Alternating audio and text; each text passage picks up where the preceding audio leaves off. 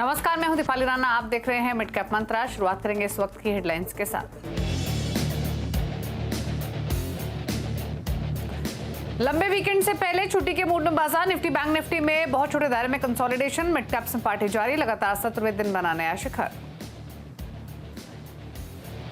Pharma और health care stocks में एक दिन बाद ही लौटी जोरदार तेजी। ग्रैन्यूल्स, ल्यूपिन, डॉक्टर लाल पैथोलैब्स में 3 से 4% का उछाल। साथ ही सिप्ला, मेट्रोपोलिस, डिवीज लैब में भी रौनक। सरकारी बीमा कंपनियों में जोरदार तेजी। 52 हफ्तों के हाईस पर पहुंचा न्यू इंडिया एश्योरेंस और साथ ही जीआईसी। एक हफ्ते में जीआईसी ने दिए 24% और न्यू इंडिया ने दिए 38% के रिटर्न्स। हिंदुस्तान एरोनॉटिक्स में 5% की जोरदार तेजी। सूत्रों के मुताबिक 30 नवंबर को रक्षा मंत्री की अगुवाई में होगी डिफेंस एक्विजिशन काउंसिल की मीटिंग। 14 लाख करोड़ रुपए में तेजस फाइटर जेट, प्रचंड हेलीकॉप्टर खरीदने का फैसला ले सकती है सरकार। सीएनबीसी आवाज एक्सक्लूसिव। वायदा के बैन से बाहर आते ही भेल ने पकड़ी रफ्तार। शेयर में आज 8% की तेजी। एक महीने में शेयर ने दी 30% के जोरदार रिटर्न।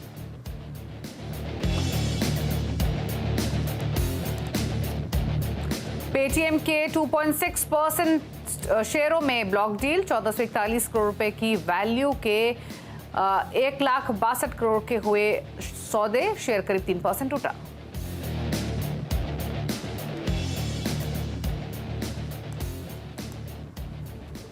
आप देख रहे हैं मिड कैप मंत्रा। मार्केट का पूरा कंसोलिडेशन का मूड आज के कारोबार में बहुत टाइट रेंज में ट्रेडिंग होते हुए दिखाई दे रही है। हालांकि स्टॉक स्पेसिफिक एक्शन इंटैक्ट है। निफ्टी बिल्कुल फ्लैट कारोबार करते हुए 19,800 के लेवल्स पर। दिन के दौरान हालांकि अब तक के ट्रेड में 19,800 के नीचे भी एक बार घूमकर आ चुका है। फिलहाल 19,800 के आसपास ही कर रहा है ट्रेड। सेंसेक्स में देखिए कितने टाइट रेंज में कारोबार, कोई खास एक्शन यहाँ पर नहीं है। निफ्टी बैंक 100 के ऊपर दिखाई देगा।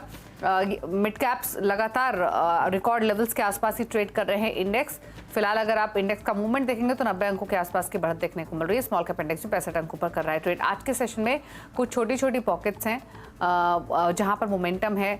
सरकारी इंश्योरेंस कंपनियां, सरकारी डिफेंस स्टॉक्स, एनबीएफसीज में सेलेक्ट बाइंग आज के कारोबार में देखने को मिल रही है। ये मार्केट स्टैट्स हैं आपके सामने। 1563 स्टॉक्स है जो कि बढ़कर कारोबार कर रहे हैं। 1362 स्टॉक्स है जो दबाव के साथ कर रहे हैं ट्रेड। तो झुकाव बढ़ने वाले स्टॉक्स की तरफ कंपैरेटिवली ज्यादा बना हुआ है।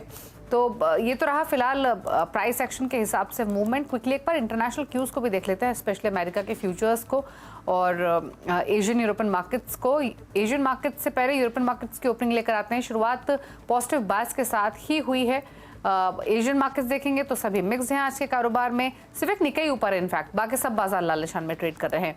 डॉ फ्यूचर्स फ्लैट 15 अंक ऊपर है। नेस्डैक का फ्यूचर भी फ्लैट ही कारोबार कर रहा है, 15 अंक नीचे है। तो कोई खास एक्शन आपको इंटरनेशनल फ्रंट पे दिखाई दे नहीं रहा है, तो इसीलिए वही सुस्ती हम घरेलू बाजार में भी देख रहे हैं।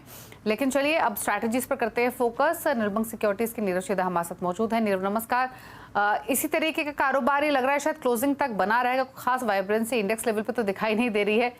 इंडेक्स पर ट्रेड ना ले तो क्या स्टॉक स्पेसिफिक ट्रेड्स के साथ जाए, क्या सजेशन रहेगा आपका? गुड आफ्टरनून दीपाली जी। देखिए एकदम सही कहा आपने, एकदम दायरे में ट्रेड हो रहा है निफ्टी में पिछले 7-8 दिनों में इनफैक्ट।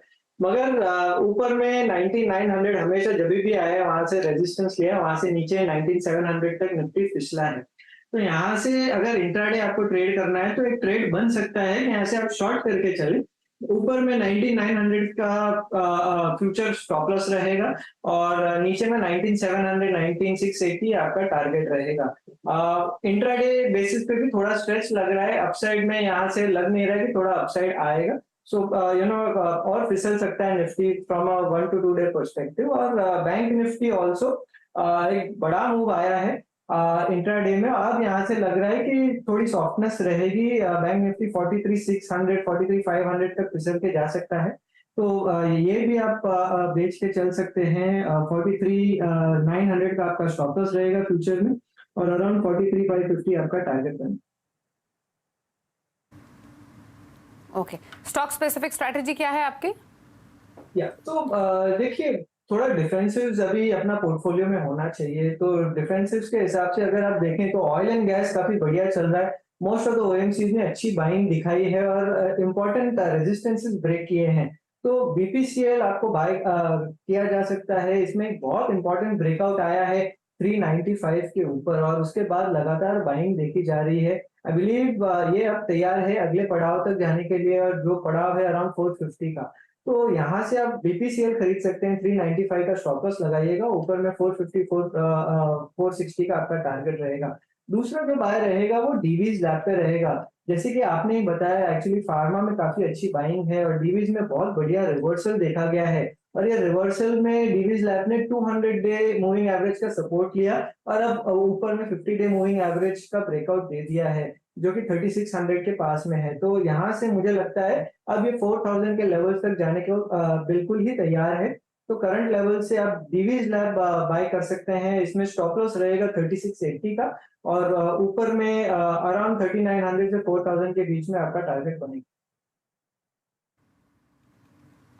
तो डीवीज लैब और बीपीसीएल ये दो ट्रेड्स जहां पर खरीदारी की पोजीशंस आप इनिशिएट कर सकते हैं पोजीशनल पर्सपेक्टिव से। फटाफट से लेकर आते हैं हम मिड कैप्स का हाल आपके सामने। शुरुआत करते हैं उन पॉकेट्स के साथ जो एक अच्छे मोमेंटम में है आज के कारोबार में। शुरुआत करेंगे सरकारी इंश्योरेंस कंपनियों के शेयर्स के साथ जो आज ही नहीं चलिए पिछले एक हफ्ते से मोमेंटम में है। यहाँ पर 38% तक के रिटर्न आते हुए दिखाई दिए हैं और आज का कारोबार देखेंगे तो न्यू इंडिया 17.5% ऊपर, जीआईसीडी 13.5% ऊपर है, 8.5% ऊपर है एलआईसी। सरकारी defence stocks BDL, HAL, BEL और बीईएमएल 1% से लेकर 4.5% तक के अप मूव इन स्टॉक्स में देखने को मिले हैं। एनबीएफसीज वो सेलेक्ट जहां पर खरीदारी है तो एलआईसी हाउसिंग अब थोड़ा फ्लैट हो चला है। टाटा इन्वेस्टमेंट 2.5% का up move, second credit care 1.5% ऊपर, क्रेडिट एक्सिस ग्रामीण में 0.2% का उछाल। मेटल्स में हिंदुस्तान कॉपर 2.5% से ज्यादा ऊपर है। एनएमडीसी में 2.25% का up move, JSW steel, NALCO 1% ऊपर ट्रेड कर रहे हैं। फार्मा में खरीदारी लौटी कल की सुस्ती के बाद, कल थोड़ी सी प्रॉफिट टेकिंग थी। स्पार्क 7% ऊपर, 7.5% ऊपर ब्लिस जीवीएस फार्मा, ग्रैन्यूल्स 4% ऊपर है, पेनिशिया बायो में भी 4% की तेजी है। ऑटो एंसिलरीज में सुब्रोज 6% ऊपर, गैब्रियल 3% ऊपर है, राणे होल्डिंग 2.5% ऊपर, मुंजाल ऑटो में 9% का उछाल आज के कारोबार में। आईटी स्टॉक्स प्रेशर में, न्यूक्लियस सॉफ्टवेयर, न्यूजन सॉफ्टवेयर, साथ ही मास्टेक 1.5% तक नीचे हैं आज के कारोबार में। शुगर स्टॉक्स कल चले थे, आज वापस थोड़ी प्रॉफिट टेकिंग है। डाल में भारत शुगर 3.5% नीचे है। उत्तम sugar, Shri Renuka sugar, Dhampur sugar में भी 2.3% तक की गिरावट इन सभी शेयर्स में आज के कारोबार में देखने को मिल रही है। तो ये रहा मिड कैप्स की सेलेक्ट पॉकेट्स का हाल। लेकिन एक इंटरेस्टिंग डेटा आपके सामने लेकर आते हैं। रिपोर्ट इनफैक्ट जेफरीज ने अपने इंडिया मॉडल पोर्टफोलियो में बड़ा बदलाव किया है। कई सेक्टर्स में शेयर अंदर बाहर हुए हैं। बदलाव की जानकारी देने के लिए मेरे सहयोगी नीरज वाजपेयी हमारे साथ मौजूद है। नीरज जी बताइए क्या क्या बदलाव हुए हैं इंडिया पोर्टफोलियो में जेफरीज के? बिल्कुल, बहुत ही दिलचस्प बदलाव हुए हैं। जो सबसे पहला बदलाव जेफरीज ने अपने इंडिया मॉडल पोर्टफोलियो में किया है कि मारुति जो बहुत ही शानदार रनअप दिखा रही थी उसको निकाल कर आइशर को जगह दी है। इसके पीछे उन्होंने लॉजिक ये दिया है कि यहाँ से आगे जाते हुए अब 2 व्हीलर की डिमांड काफ़ी तेज़ आएगी और ये हमें पिछले 1-2 दिनों में दिख रहा है। जिस तरह से बजाज और हीरो मोटो में रनअप दिखा था, लेकिन उनको लगता है कि प्रीमियम में जहां आइशर मोटर्स है उसमें एक अच्छी तेज़ी मिलेगी और अभी भी आइशर मोटर ने चूंकि अंडर परफॉर्म किया है इंडेक्स को, तो यहाँ ग्रोथ की ज़्यादा संभावना, तो मारुति की जगह आइशर को रखा है। दूसरा इन्होंने किया है एनटीपीसी को निकालकर पावर ग्रिड को रखा है। हालांकि कंपनी मानती है कि दोनों में अच्छी ग्रोथ देखने को मिलेगी, लेकिन पावर ग्रिड की स्टोरी उनको ज़्यादा मजबूत दिख रही है क्योंकि 43% मार्केट शेयर के साथ अभी जितने भी नया पावर जनरेशन हो रहा उसमें ग्रिड की स्टोरी काफ़ी बड़ी होगी, तो इसलिए पावर ग्रिड को उन्होंने रखा है। एनटीपीसी की स्टोरी खराब नहीं है, लेकिन अब उससे ज़्यादा रिटर्न इसमें मिलेगा। तीसरा उन्होंने किया मैरिको की जगह होनासा को जगह दी। ये बहुत इंपॉर्टेंट है। अभी कुछ दिन पहले ही होनासा की लिस्टिंग हुई है, मामाअर्थ जिसके ब्रांड से आप सामान खरीदते हैं, और इसका लॉजिक वाकई बहुत ही इंटरेस्टिंग है। उनका ये कहना है कि जो ग्राहक होनासा के प्रोडक्ट यूज़ करते हैं, प्रीमियम प्रोडक्ट्स यूज़ करते हैं, उसमें डिमांड और महंगाई की कोई मार नहीं है। और ये एकदम एक प्रूवन फैक्ट है कि प्रीमियम सेगमेंट में कोई डिमांड में कमी नहीं है, महंगाई में कमी नहीं है। आप महंगी घड़ी बनाने वाली कंपनी थॉस को देखिए तो शानदार रनअप है। तो उसके लिहाज से इन्होंने प्रीमियम को अंदर किया है और जो एकदम मास प्रोडक्ट है मैरिको उसको उसमें से निकाल दिया है। तीसरा उसके बाद उन्होंने किया है कोल इंडिया को अपने इसमें जोड़ लिया है। उनका मानना है कि कंपनी में काफ़ी अच्छे सुधार देखने को मिल रहे हैं और जिस तरीके से थ्रस्ट गवर्नमेंट दे रही है अभी भी कन्वेंशनल पावर प्लांट को, उसको देखते हुए कोल इंडिया काफ़ी अच्छा ग्रो करेगा और इसके वैल्यूएशंस काफ़ी आकर्षक है। केवल अभी 6.5 के लेवल पे ये अवेलेबल है। अगर फॉरवर्ड पी FY25 में आप देखेंगे तो कोल इंडिया को जगह मिली है और 6-7% की इसमें डिविडेंड यील्ड भी मिलती है। इसके साथ ही उन्होंने NBFC का वेटेज घटाया, ये भी बहुत ही लॉजिकल है। अभी कुछ दिन पहले ही RBI ने जब वेट बढ़ा दिए हैं तमाम अनसिक्योर्ड लेंडिंग के, तो ये एक लॉजिकल स्टेप बनता था कि NBFC को कम किया जाए।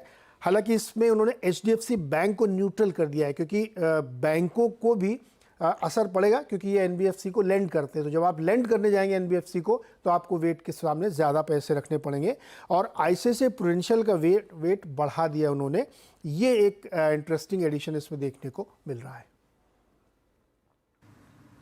शुक्रिया नीरज जी डिटेल्स बताने के लिए। एक्चुअल में इंटरेस्टिंग एडिशन है। एज एक्सपेक्टेड NBFCs का वेटेज घटाया है, ICICI प्रूडेंशियल का वेटेज बढ़ाया है और हुनासा को जो जगह दी है वो जोरदार है। लिस्टिंग के बाद से ही ये स्टॉक एक्शन में रहा है, नंबर्स अच्छे, स्टॉक ने भी अच्छा अप्रिशिएट किया है। लेकिन एक और खबर की ओर रुख करेंगे, वो है डिफेंस कंपनियों से जुड़ी हुई। दरअसल इन स्टॉक्स में आज एक जोरदार तेजी देखने को मिल रही है। सोर्सेस के मुताबिक 30 नवंबर को रक्षा मंत्री की अगुवाई में डिफेंस एक्विजिशन काउंसिल की मीटिंग होनी है, जिसमें बड़े फैसले लिए जा सकते हैं। क्या है खबर, डिटेल्स बताने के लक्ष्मण रॉय हमारे साथ मौजूद है। लक्ष्मण बताइए, क्या एक्सक्लूसिव डिटेल्स डिफेंस स्पेस से जुड़ी हुई?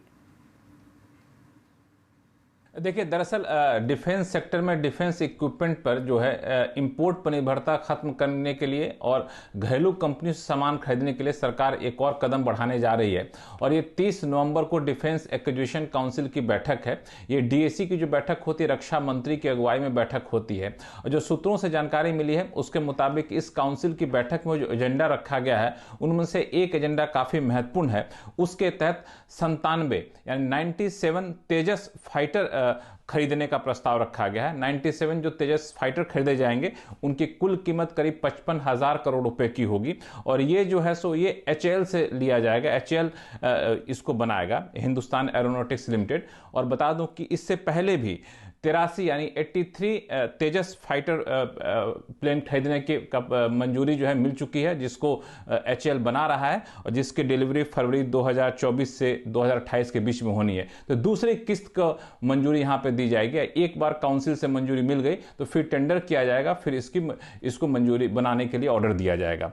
दूसरा जो प्रस्ताव है उसके तहत 156 प्रचंड लाइट कॉम्बैक्ट हेलीकॉप्टर वो खरीदने का प्रस्ताव रखा गया है। इस प्रस्ताव को भी मंजूरी मिलने की संभावना है इस डिफेंस एक्विजिशन काउंसिल की बैठक में। और यहाँ पे दरअसल तकनीकी शब्द जो इस्तेमाल किया जाता है वो होता है एक्सेप्टेंस ऑफ नेसेसिटी, यानी इन सारी चीज़ों की ज़रूरत है, ये हम स्वीकार कर रहे हैं। और जैसे ये एक्सेप्टेंस ऑफ नेसेसिटी को मंजूरी मिलती है काउंसिल से, तो फिर इसके आगे की कार्रवाई शुरू होती है और ऑर्डर दिया जाता है इनको बनाने के लिए। तो ये जो 30 नवंबर को बैठक होने वाली है, इस लिहाज से काफ़ी महत्वपूर्ण है। शुक्रिया लक्ष्मण डिटेल्स बताने के लिए। तो इंपॉर्टेंट खबर है और इसीलिए डिफेंस स्टॉक्स आपको एक्शन में दिखाई देंगे, खासतौर से HAL, BDL अच्छी स्ट्रेंथ दिखा रहे हैं। हिंदुस्तान एरोनॉटिक्स पे एक राय भी ले लेते हैं, 4-4.25% ऊपर भी है। अगले लेवल्स क्या एक्सपेक्टेड है? नीरज देखिए बाय स्टॉक का चार्ट, खबरों में तो है पॉजिटिव न्यूज़ फ्लो भी इम्पैक्ट करने वाला है। क्या लक्ष्य आप अगला देख रहे हैं HAL में?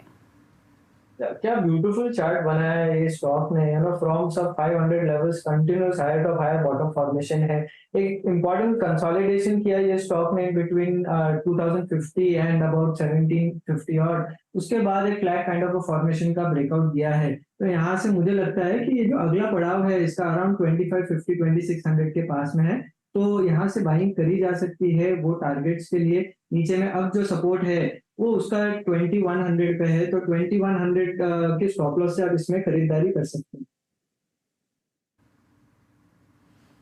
तो ये रही स्ट्रैटेजी HAL पर। यहाँ 2250 पार होगा तो 2600 तक के लेवल्स भी एक्सपेक्टेड हैं। रुक रहे हैं एक ब्रेक के लिए। निफ्टी वापस अब डेज लो के आसपास ट्रेड करते हुए 19,800 के नीचे। ब्रेक के उस पर कुछ और खबरें आपके लिए लेकर आएंगे, कुछ और स्टॉक से बातचीत से वापस आते हैं। आप देख रहे हैं मिड कैप मंत्रा और अब बात बाजार के उन दिग्गजों की जो मार्केट के हीरो हैं लेकिन रिटर्न के मामले में जीरो साबित हो रहे हैं। कई सालों से ये फंसे हुए हैं और इनका भाव कहीं नहीं जा रहा है। निवेशक भी अब पूछने लगे हैं कि आखिर इनका खून कब खौलेगा। सुमित हमारे साथ मौजूद हैं और डिटेल्स के साथ। तो बताइए सुमित, कौन से हैं ये स्टॉक्स? देखिए, आमतौर पे कहा जाता है कि लार्ज कैप में अगर आप निवेश करते हैं तो आपका पैसा बनता है, वो आमतौर पे चलते हैं और बढ़िया रिटर्न विद टाइम देते रहते हैं। लेकिन बहुत सारे ऐसे दिग्गज हैं जो कि पिछले कुछ समय से चले ही नहीं हैं। मिसाल के तौर पे सबसे पहला नाम HDFC बैंक, 34 महीने में स्टॉक की तरफ से कोई रिटर्न नहीं आया, जीरो। जहां पहले था वहीं आज भी है।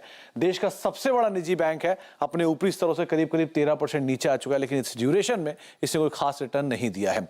इसके अलावा कोटक महिंद्रा बैंक, ये भी one of the largest private banks में आता है, 34 महीने में कोई खास रिटर्न नहीं, निजी क्षेत्र का एक दिग्गज बैंक है और हायर लेवल से ये भी काफी करेक्ट हुआ है, 20% से ज्यादा। TCS, देश की दूसरी सबसे बड़ी कंपनी, 29 महीने में इसने कोई भी रिटर्न नहीं दिया, जीरो रिटर्न के आसपास है। देश की दूसरी सबसे बड़ी कंपनी है, IT की सबसे बड़ी कंपनी है और ऊपरी स्तरों से शेयर भी 14% नीचे है। इसी श्रृंखला में दूसरा नाम आता है इंफोसिस का, वो भी देश की दूसरी सबसे बड़ी IT कंपनी है, 29 महीने में ऑलमोस्ट जीरो रिटर्न इस कंपनी की तरफ से आते हुए दिखाई पड़े हैं और देश की दूसरी सबसे बड़ी IT कंपनी है और इंटरेस्टिंग, ऊपरी स्तरों से ये भी करीब 27% के आसपास एक गिरावट दिखा चुका है। इसके अलावा वोल्टास, 35 महीने में कोई खास रिटर्न नहीं। इंटरेस्टिंग पार्ट यह है कि देश की सबसे बड़ी AC मैन्युफैक्चरर के तौर पे जानी जाती है, लेकिन हायर लेवल से ये शेयर डीप करेक्शन के बाद 40% करेक्ट होने के बावजूद भी कोई खास रिटर्न अब तक नहीं दे पाया है। डिवीज लैब, 35 महीने में ऑलमोस्ट जीरो रिटर्न इस कंपनी की तरफ से आए हैं। API मैन्युफैक्चरिंग में एक दुनिया की दिग्गज के तौर पर शुमार है और इंटरेस्टिंग पार्ट हायर लेवल से ये भी 30-31% के आसपास करेक्ट हो चुका है। इतना ही नहीं, अगर कुछ और कंपनियों की बात करें तो देश की सबसे बड़ी FMCG कंपनी, 42 महीने में इस स्टॉक की तरफ से कोई खास रिटर्न नहीं आया और देश की सबसे बड़ी FMCG कंपनी होने के बावजूद हायर लेवल से 12% के आसपास की करेक्शन ये भी दिखा चुका है। इसके अलावा पिडीलाइट, 25 महीने में almost zero return, adhesive space की सबसे बड़ी कंपनियों में एक और दिग्गज कंपनी है और लंबे समय से इस कंपनी भारत में पैठ मजबूत रखती है, 15% हायर लेवल से ये भी करेक्ट होता हुआ दिखाई पड़ चुका है। इसके अलावा देश की सबसे बड़ी निजी स्टील कंपनी टाटा स्टील, 30 महीने में ऑलमोस्ट जीरो रिटर्न, देश की सबसे बड़ी निजी स्टील कंपनी होने के बावजूद हायर लेवल से करीब 18% के आसपास की करेक्शन ये स्टॉक में देखने को मिल चुके हैं। तो इस तरह के एक मासिव सेल ऑफ, और इनफैक्ट बजाज फाइनेंस 27 महीने में ऑलमोस्ट जीरो रिटर्न यहां से भी आते हुए दिखाई पड़े हैं और इंटरेस्टिंग पार्ट की देश की सबसे बड़ी कंज्यूमर फाइनेंस कंपनी होने के बावजूद हायर लेवल से 14% के आसपास टूट चुका है। तो दिग्गज नाम, सभी अपने अपने क्षेत्र के महारथी, लेकिन फिर भी रिटर्न के हिसाब से देखें तो कोई खास रिटर्न नहीं आता हुआ दिखाई पड़ा है।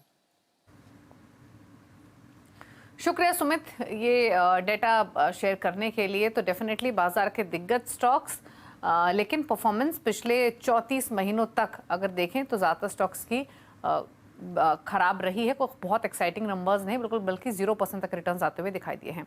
लेकिन आगे बढ़ेंगे, क्लाइंट नंबर 1 का अपडेट लेकर आते हैं।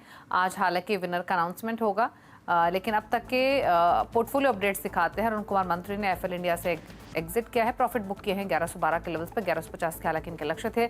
अदानी पावर एक नया ट्रेड ही ऐड कर रहे हैं, 438 के लक्ष्य के लिए खरीदारी की सलाह इनकी तरफ से है। 383 का एक स्टॉप लॉस रखना होगा। फिलहाल ये स्टॉक 390 पर कर रहा है ट्रेड। तो ये है फिलहाल की अपडेट्स। रिटर्न की स्थिति भी दिखाते हैं आपको मुनाफे के मीटर में। स्वाति लीड करते हुए क्लोजर टू 25% के रिटर्न्स के साथ पहले पायदान पर।